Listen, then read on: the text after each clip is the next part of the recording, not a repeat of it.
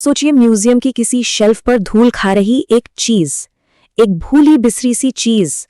और अगर कोई कहे कि ये मामूली सी दिखने वाली चीज इंसानी इतिहास के बारे में हमारी पूरी सोच को बदल सकती है, तो आज हम एक ऐसी ही हैरान कर देने वाली खोज की कहानी में उतरेंगे। शिकार की एक बहुत ही जरूरी तकनीक, जिसके बारे में हम सोचते थे कि हमें सब पता है, उसकी पूरी टाइमलाइन को इस एक नंबर ने हिलाकर रख दिया है। और वो नंबर है 60,000 साल। चलिए इसको थोड़ा डिटेल में समझते हैं। देखिए, कई दशकों तक हम यही मानते आए थे कि जहरीले तीरों का इस्तेमाल लगभग 7,000 साल पहले शुरू हुआ था, लेकिन एक नई खोज ने इस पूरी कहानी को ही पलट दिया है। ये हमें सीधे 60,000 साल पीछे ले जाती है।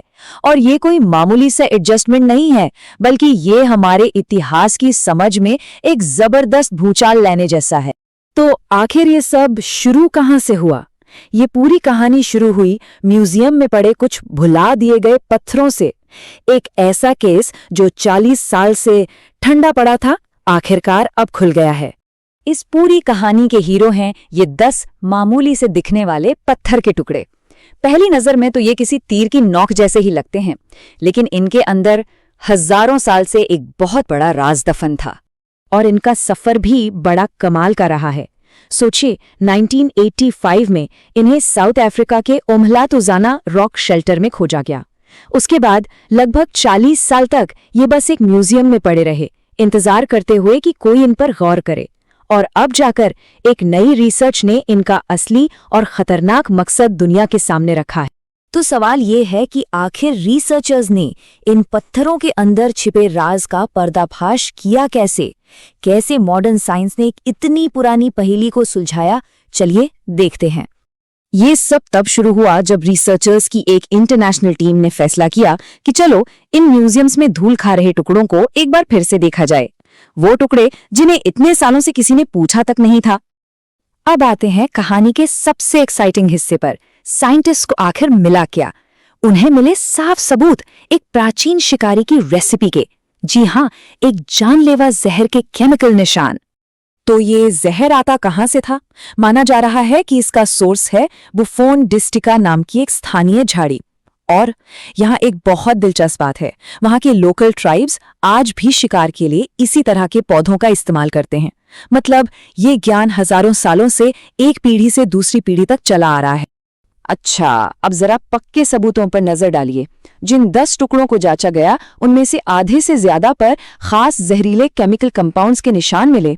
और ये वही केमिकल्स हैं जो सीधे सीधे उस बुफोन डिस्टिका पौधे से जुड़े हैं। तो इसमें अब कोई शक की गुंजाइश ही नहीं बचती। यूनिवर्सिटी ऑफ जोहान्सबर्ग की प्रोफेसर मालिस लोम्बार्ड इसके बारे में कहती हैं, ये तीरों पर जहर के इस्तेमाल का अब तक का सबसे पुराना सबूत है। ये साबित करता है कि साउथ अफ्रीका में रहने वाले हमारे पूर्वज इसका इस्तेमाल हमारी सोच से कहीं कहीं पहले से करते आ रहे थे। तो सवाल उठता है कि ये जहर काम कैसे करता था? देखिए, ये कोई ऐसा हथियार नहीं था जो तुरंत मार दे। नहीं, ये एक स्ट्रैटेजिक टूल था। सोचिए, जहरीला तीर जानवर को जाकर लगता है, फिर धीरे धीरे जहर उसके खून में मिलता है। कुछ घंटों के बाद शिकार कमजोर पड़ जाता है, उसे समझ नहीं आता क्या हो रहा है, और बस तभी शिकारी उस थके हारे जानवर का पीछा करके उसे पकड़ लेते थे। तो इससे एक बात साफ होती है, ये जहर एक हथौड़े की तरह नहीं था जिससे एक ही बार में काम तमाम हो जाए, बल्कि ये एक ट्रैकिंग डिवाइस की तरह था। इसका काम था शिकार को बस धीमा कर देना ताकि उसे पकड़ना आसान हो जाए। और ये खोज सिर्फ शिकार के तरीकों के बारे में नहीं है, नहीं, बिल्कुल नहीं। ये इंसानी सूझबूझ में एक बहुत बड़ी छलांग को दिखाती है। ये एक तरह से इंसानी दिमाग के विकास के इतिहास का एक पूरा चैप्टर दोबारा लिख रही है।